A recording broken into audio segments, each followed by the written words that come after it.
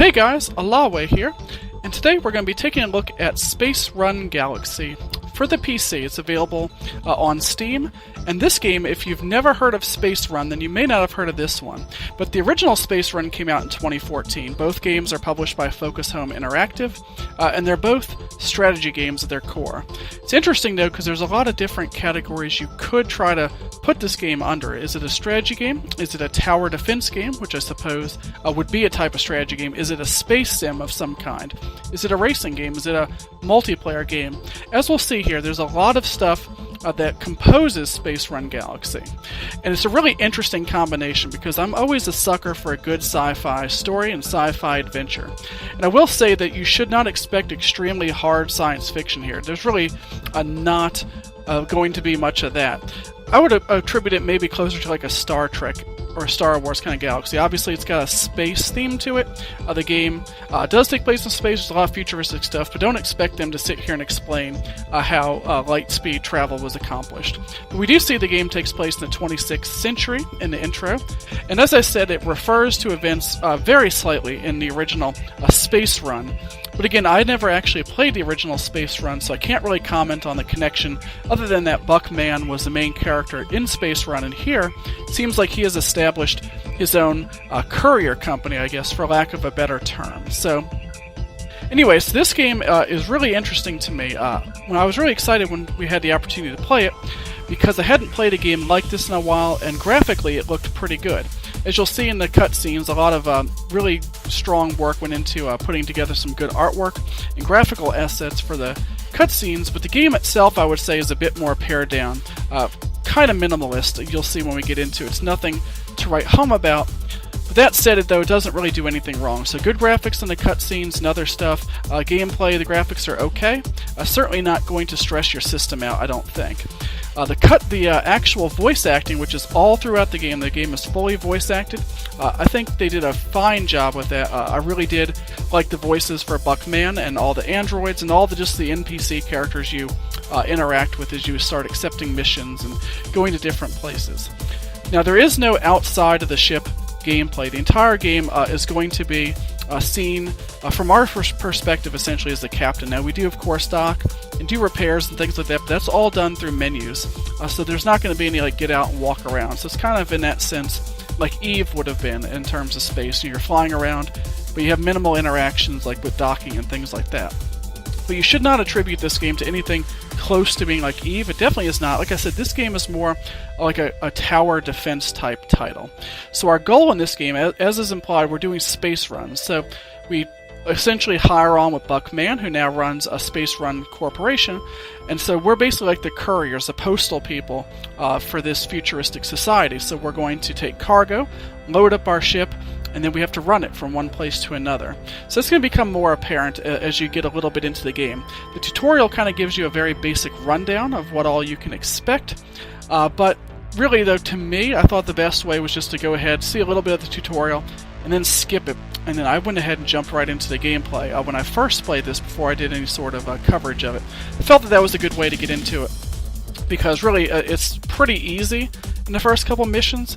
The game, I'm not going to say it holds your hand, but it does a good job making it to where you can figure it out with no major qualms. Anyway, so once you hire on with Buckman, you'll start to receive missions, and the missions are where the meat of the game is. People will give you missions, so if you're doing the solo campaign, you'll get a series of missions. Obviously, the difficulty increases. In each run, you're going to have to build weapons, also thrusters, and even once you get the ability to, shield generators. All of those things to help defend your ship from space pirates, asteroids, meteors, anything like that that would get in your way. And the faster you get through something, the more rewards you'll get when you complete it. But you should also keep in mind that going too fast in the game may result in your destruction, because you won't be able to avoid certain targets as easily, or you'll get backed into a corner somehow. You'll get too many enemies on the screen and your weapons won't keep up with it. So there's always that kind of aspect where you need to decide whether you want to go speed, too much defense, whether you want to go all out on offensive, or if you want to meet somewhere in the middle and try to do a balanced approach. Because it's not always going to be worth it to complete the mission the fastest just to get the reward. The reward may not ultimately be worth it if you die in the process, your ship takes severe damage. So the ship starts out pretty small, but we'll actually have the ability to add onto it by getting new hexagonal components. And basically when you put more things, where you have more components, you can build more things. The thing is though, you actually have a set number of weapons, a shield, and thrusters you can build.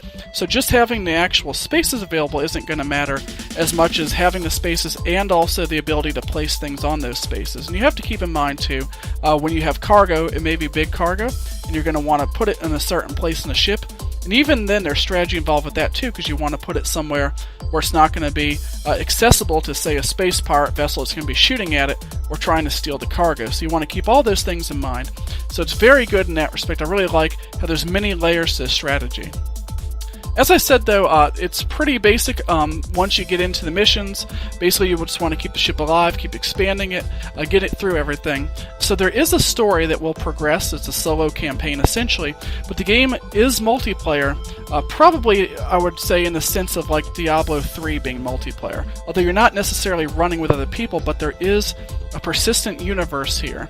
And so when you run out of quests from NPCs, or you just want to do something different, there's actually basically a database of user-made quests that you can take, or user-made missions, really, that you can accept. So you consider them like contracts, I guess, like you might think of in EVE or something. So user-generated run contracts you can pick up and take care of if you want to. There's also an online marketplace, so you can sell upgrades to your ship, various other components like that. So in that sense, I kind of think of like Star Trek Online, how you could sell weapon and ship modules if you wanted to. So like I said, there's a lot of layers to it. If you're worried about, though, the game being a sort of an MMO or something to that effect, you shouldn't have to worry too much about it. It's not an MMO. There are minor online components to it, but you can pretend they're not there if you don't want them to be. But I think they do a good job in adding additional layers without taking away anything from the game. And that's pretty much, to me, the ideal way of handling multiplayer. Don't force it down people's throats, but if you want to have it in there, have it be something meaningful, have it be something well executed. Now, this game is currently $16.99 on Steam. Has an introductory sale, basically. Full price would be $20 US, and I think that's fairly reasonable for the amount of content you have here. Not everyone's going to agree with that. As always, your mileage may vary with this. You really need to like space games. You really need to like strategy and tower defense type titles, I think. If you don't like those things, this game may not quite appeal to you. But then again, you never know. It's probably worth giving a chance. So if this isn't quite your thing, but you're a little bit curious about it, I'd say give it a little time. Pick it up on a Steam sale or as part of a bundle. But if you are a big fan of games like this, good strategy titles, then I would recommend picking it up. I think $16.99 and even $19.99 is pretty fair. There's a lot of content here, especially since you can always do user-generated content and, of course, make your own runs. So there's that, too. And I didn't show any of that off in this video, but there is the ability, once you gain sufficient levels and you unlock more things you can do in the game, you can also, of course, create your own user-generated runs. So that's really nice, too. So lots of aspects here. Really good game. We don't really provide scores here on the Button Smashers, but I would rate the game as a pretty solid, very good. So if I had to sum it up, I'd say it's very good. I would recommend picking it up. I think it's great, as I said, if you're a fan of strategy titles.